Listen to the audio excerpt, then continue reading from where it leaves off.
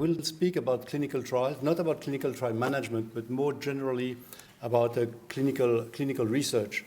And my field is in oncology, so we'll focus on oncology, but I'm sure that some of the discussion we'll have and some of the topic I will raise may be interesting for other topics as well and other fields. So probably the title, Which Trials and Which Endpoints, is probably not very clear, and did that on purpose, and I hope that by the end of my lecture you will understand why maybe we can answer to those questions.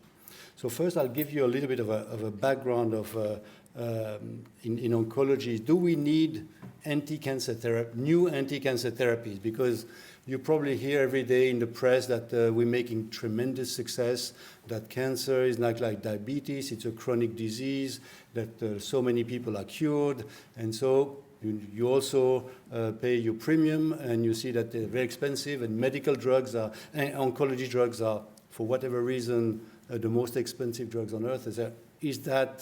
Can we afford it? And do we need additional clinical research in oncology? I think this is a question that we need to address. And therefore, is clinical research still useful?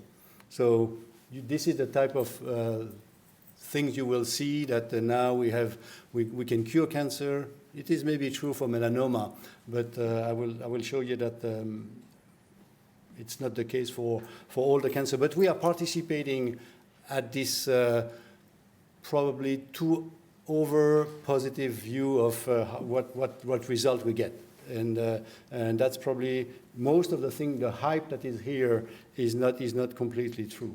And to give you an idea, this is a slide from the US. It's the numbers of cancer cases on the top and the number of cancer deaths every year in the United States. So you see there's close to 2 million new cases and close to 600 new deaths every year. So still some work to do. And if you look here at the progress we've made, so you can see here, I don't know if you see my point. I don't know if the pointer goes there or not. I'm not sure. So on the first row, you see the chance of being alive at 5 years if you were diagnosed in the 70s.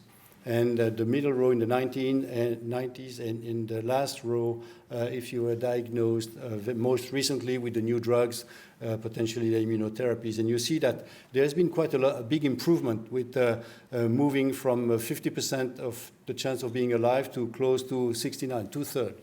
And one thing that is important is that cancer is unfair, and there is no general improvement for all the cancer types. And you see here in green that there's been major improvement in breast cancer, major improvement in prostate cancer. But if you look at lung, if you look at pancreas, we move from 12% to 25%, 3% to 13% of patients that are alive at 5 years.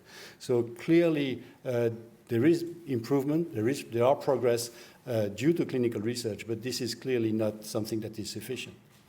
It's getting even worse if you look at patients with metastasis. Here, the column in red are the chance of being alive if you have even one metastasis. And you see that here the numbers are even much worse. You see the data for breast cancer, 91% chance of being alive. But if you have a metastasis, then that chance dropped to 3 out of 10.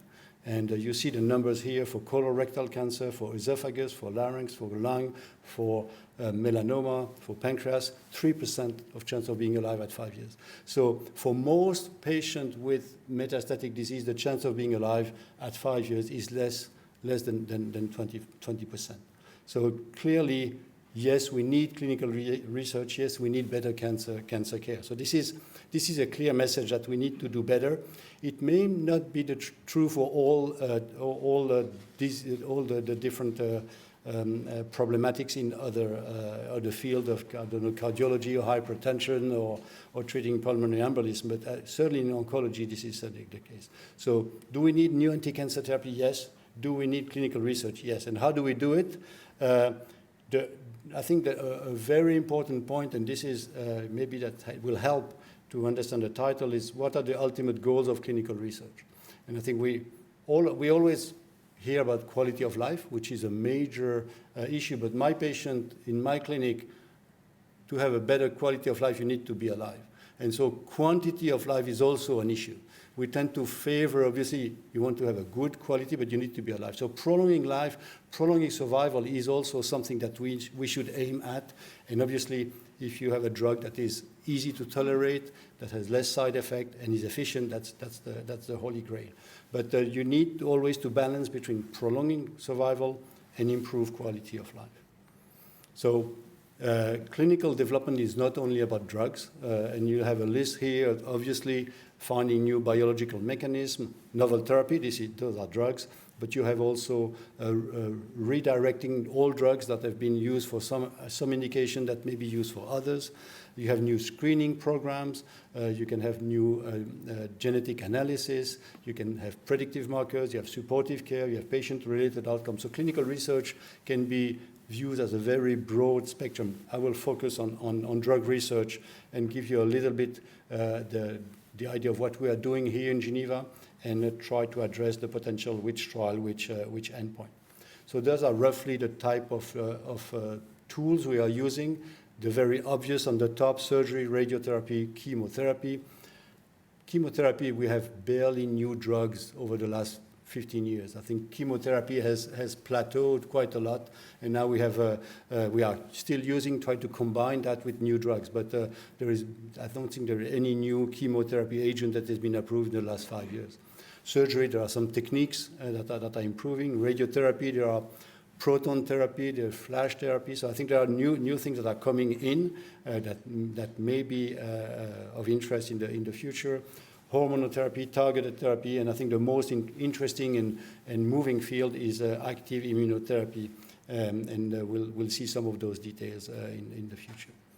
So what we are doing at the university hospital, to give you a sort of an overview, is that we have a dedicated clinical trial unit that is dealing only with onco and oncohematology, that is separate from the clinical trial unit that is running some of the other facilities and other trials at the hospital.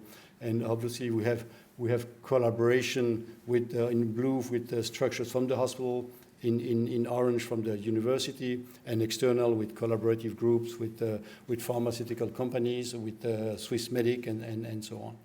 And the way we are organized, it's a team of roughly a little bit less than 20 people. And there are a lot of principal investigators, and that's ranging usually running 50 clinical trials in parallel with the team that you see here, with the 10 study coordinator, one I call protocol designer that's in the room. Maybe that's not the right title for Maria Grazia, should be maybe something else. Research nurse, 3 medical team, and 1 administrative staff. And so over the last years, we enrolled more than 1,000 patients, have roughly 15 new trials every year that are opening, more than 100 patients enrolled and screened every year. So we are certified phase 1 by the Swiss authorities, by SAKK, which is the collaborative group, and also for pharma companies such as Novartis or Amgen, for example.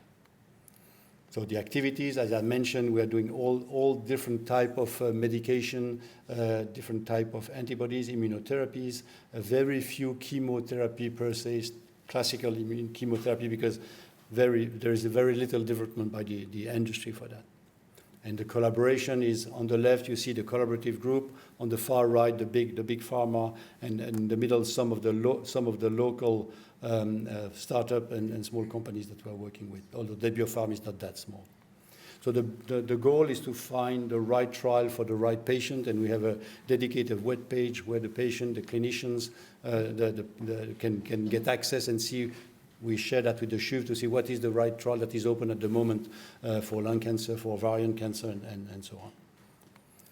So go back to, this is sort of an introduction to see what we are doing, and some of the issues that we are seeing with the new treatment that are coming into play is which trial and which endpoints, and there is clearly an endpoint selection, I say chaos. Maybe schizophrenia may be easier, And I'll try to share that with you, because this is an issue when you are designing clinical trials. It's an issue when you are reading a manuscript, when you have a published a study that is reported.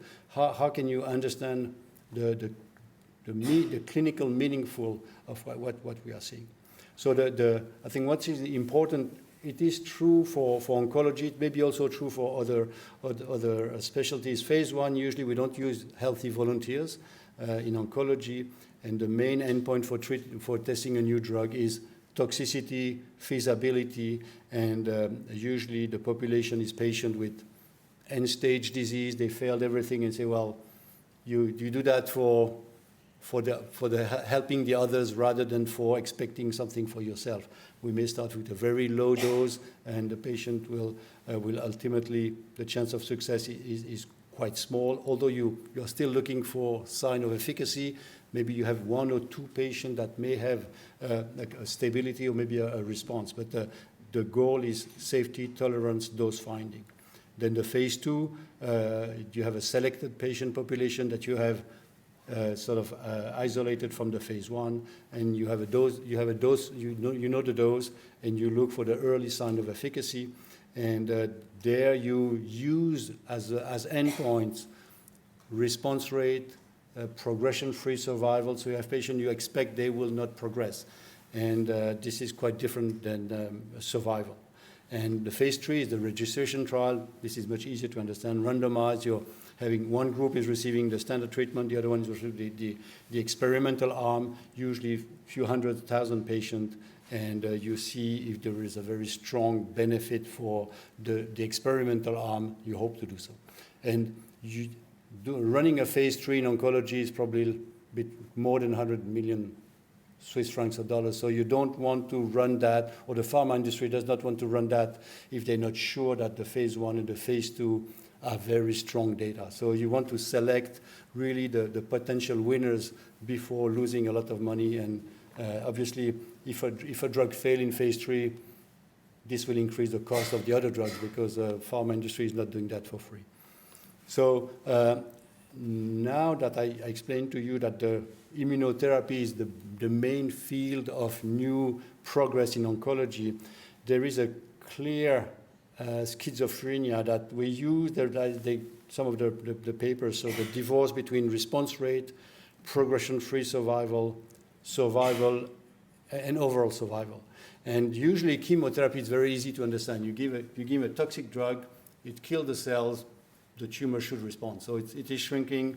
You do a CT scan or you measure it by whatever. It's smaller. You're happy. It's a response rate.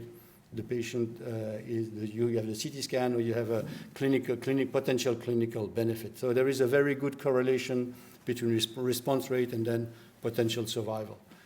With the targeted therapy, we can have an effect. It's prolonging the control of the disease. So we have an effect on progression-free survival, and it tends to correlate because patients tend to live longer. Usually they all relapse after targeted therapy, but you may have a potential benefit with overall survival. With immunotherapy, this paradigm is changing completely.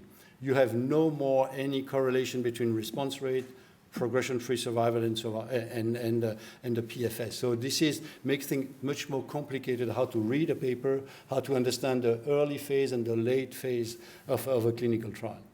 And so this is the statement in yellow, that overall survival is considered the gold standard for oncology drug approval and is clinically meaningful, objective measured, assessing both safety and efficacy.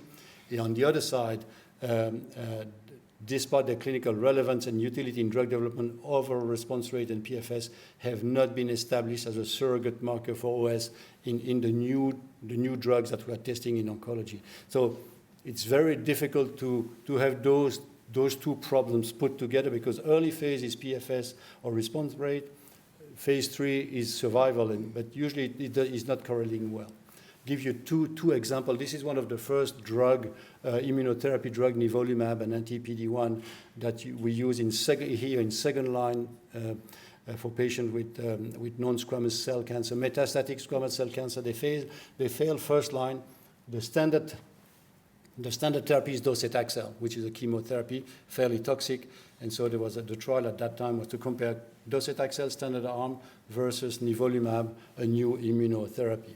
And you see here, although you see that all those curves are coming down, you see that the blue curve is doing better, which is nivolumab. It's statistically significant. It's less toxic. So the patients that are receiving nivolumab are doing better in terms of overall survival than the patients that are receiving docetaxel. And this is statistically significant, and this lead to the registration of nivolumab in second-line non-small cell lung cancer. If you look, this is the same slide. On the left, it is the overall survival, the same graph. If you look on the right, this is the PFS, so looking at the same patient, do the tumor stay stable for a long time or not? And you see that there is the study. This statistic is clearly negative. There is no clear sign that the progression-free survival is better for nivolumab. It's even at the beginning of the curve, you see that the green is doing even better. So the chemotherapy may be better at controlling the disease for some time, but overall survival is better with nivolumab. So you cannot use PFS as a good surrogate marker for that. Another example, progressing in time, this is much more recent data where we're combining immunotherapy with chemotherapy.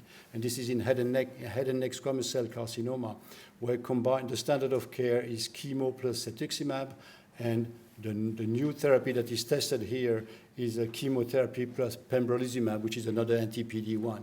And you see very well on the left that the study is clearly positive with anti-PD-1 in addition to chemo, with the blue line that is clearly superior.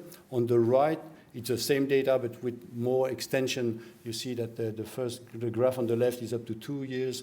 On the right is up to 4 years. So there is clearly sort of a plateau where patients that do benefit for a long period of time compared to chemotherapy, where there is, at 4 years, I think there is less than 10% of those patients that are alive. So clearly, combination of chemotherapy plus immunotherapy is better than the standard of care. Again, if you look at the PFS, and again, on the left is the standard, the overall survival, you see the PFS is clearly negative, no correlation. And on the right, you see the response rate, which is how much the disease responded by CT scan or by MRI. And you see there is absolutely no difference at all. So you can have an improvement in overall survival, something that you will know only after 1 year, 2 years. Response rate, you have a result that is fairly quickly. You do a CT scan after 6 weeks, after maybe 2 months, 3 months, then you want to have an early readout. But if you use that early readout, those drugs would never be made to the market because the PFS is negative, the response rate is negative, but the overall survival is positive. So this is really something that is very important when you read a paper, what is the primary endpoint that was used and how relevant it is for the patient. And there are several trials. It's not that I took 2 examples, but there are several trials where you see that it goes in one way, and sometimes it's the reverse for other drugs where you have a benefit in response rate, and then the survival there is no benefit. So this, as mentioned, the endpoint selection chaos, PFS and response rate are easy endpoints for early clinical trials. That's what you should do, and you will see probably in your lectures and your modules that phase 1 and phase 2, survival is not a good endpoint because you usually don't have a comparator. You have a historical comparator, and PFS and response rate is easy to find. As I mentioned, overall survival it's a challenging endpoint in the phase 1 and phase 2 study. Although it may be a useful endpoint in patients with a very advanced disease where, like we mentioned, metastatic pancreatic cancer or glioblastoma, where the survival is very short. Usually patients live maybe 6 months, 9 months. You can have an impact on survival that you can demonstrate it in a phase 1 or a phase 2. And as I mentioned, PFS and response rates are no longer good surrogate marker for meaningful clinical benefit. And what are the potential solutions? So this is, obviously people are trying to see how we can address that. And that's the second part of the talk is provisional approval, to say you give the approval on a response rate or on a PFS that is demonstrated in a phase 1, phase 2, and then you do the phase 3 and it gives you some time and the patient have access to the drug.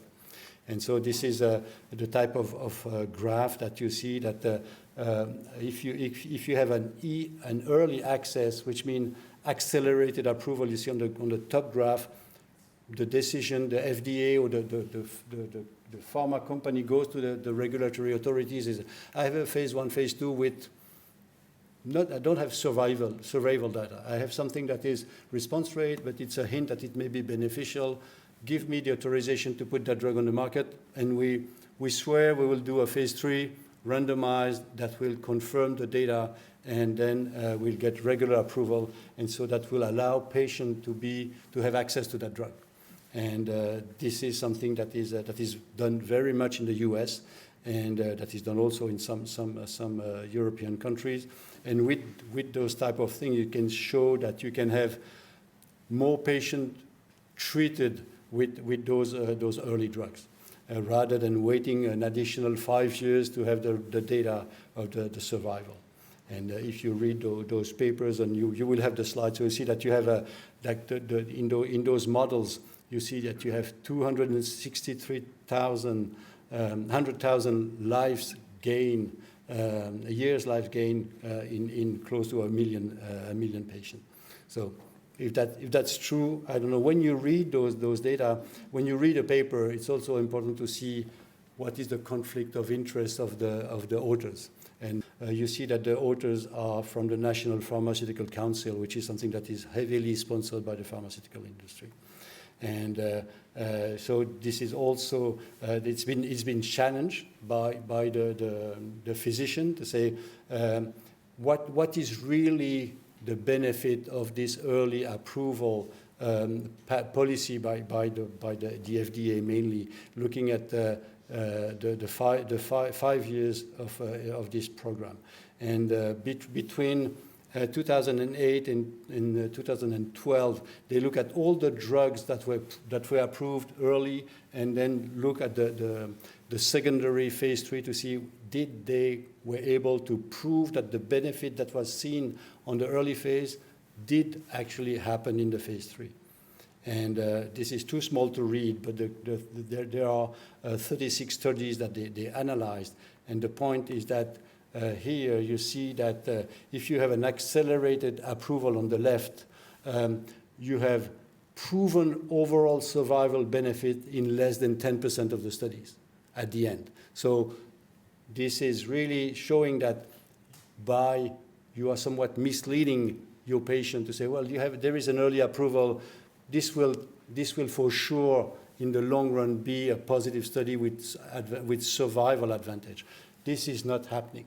So I think this is not the ideal solution to try to see if we have an early trial that is positive, we do a phase 3, and we will show that it works. It's not the case in most of those trials.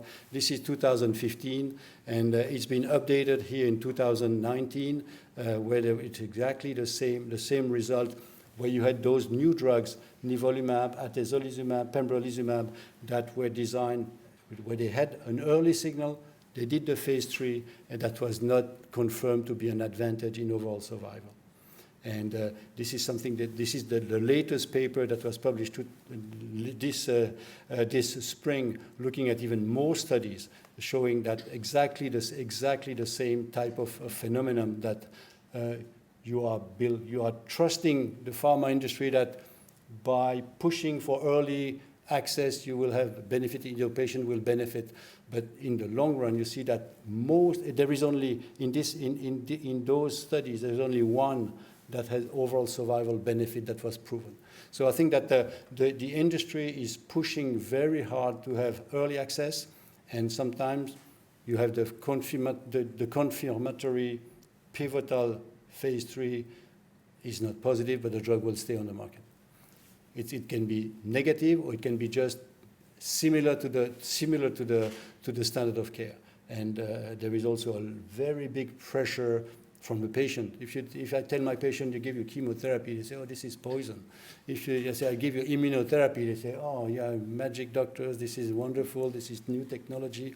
Even if it does not, chemotherapy is still better than immunotherapy in many tumors. So I think we have to be very careful not to give a message that is sort of a false hope in some disease. For melanoma, it's fine. We can give immunotherapy to all of our patients. We don't give them chemotherapy anymore. But in most of the disease I showed you, chemotherapy, radiotherapy, surgery is still the backbone of our treatment. And so the key point here is that although accelerated approval can be useful, some cancer drugs do not end up demonstrating benefit in extending patient life or improving the quality of life. Quality of life is always embedded in those clinical trials. And again, if you're not living longer, you expect that you will have at least less toxicity, not expenses toxicity, because those drugs are usually like 200,000 Swiss francs per year minimum. So in conclusion, I will just try to stick with those different conclusions, which is most patients with advanced cancer still in 2024 die within 5 years. Therefore, innovative therapies are clearly needed, and I think that the course that you are taking here will guide you towards this. Clinical research is the best way to develop and demonstrate efficacy. This is the only way to demonstrate efficacy of novel anti-cancer drug. I think we should always be very critical when we review a paper, even if it's a very good journal. You will say, oh, this New England Journal of Medicine, it is fine. It is not because it is in a good journal that it's statistically positive. And you may have statistically positive study that is published in a good journal, and its response rate, it has no impact for the patient in terms of quality of life. There's no impact in terms of prolonging his life. It will still be a positive study. So really, I think it's very important to know how to read, and this is true for physicians, it's true for scientists, how to read the clinical, the manuscripts that are published in the literature. I think that we should also keep in mind that academic research and industrial partners may not have the same agenda. And obviously, if I design a clinical trial, I may say, well, I can wait 5 years to see an overall survival. The pharma industry will say, no, 5 years, I don't have the time. Time is money. I need to have my answer within 24 months because then I need to reach the market. And my competitors is already launching a clinical trial in China, so we need to go fast. So that we don't have always the same agenda. As I mentioned, there is a dilemma about best outcome for localized disease or adjuvant therapies. Obviously, if you have localized breast cancer is a very common disease. It has very good outcome with standard therapy, which is chemotherapy, surgery, hormone therapy, and radiotherapy. So you would never design a trial with survival because you already have 95% survival in the good cases, and it will take probably 20 years to show a potential benefit if possible. So you need to design those trials with other surrogate markers that should include quality of life. And I think that, again, for new cancer therapies, that is immunotherapy, that is cellular therapy, and you'll hear some cellular therapy from Remy in the next session. We need to define clinically meaningful endpoints that are not the standard, and we have to look maybe thinking out of the box to see what are those new endpoints.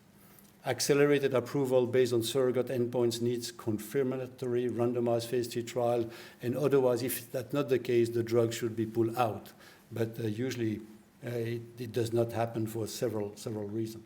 And I think the last point is that cancer patients should be well informed by their physician before selecting a cancer therapy. And I think this is something that we should be very, very well aware that we tend to be over-optimistic about our drugs. To say, well, there is a chance it works. When the patient hears there is a chance it works, we think it's maybe 50%. It may be 3%, it may be 5%. So I think that the patient has to be keep the hope, but in a realistic way. And I think this is fine-tuning that is not always easy.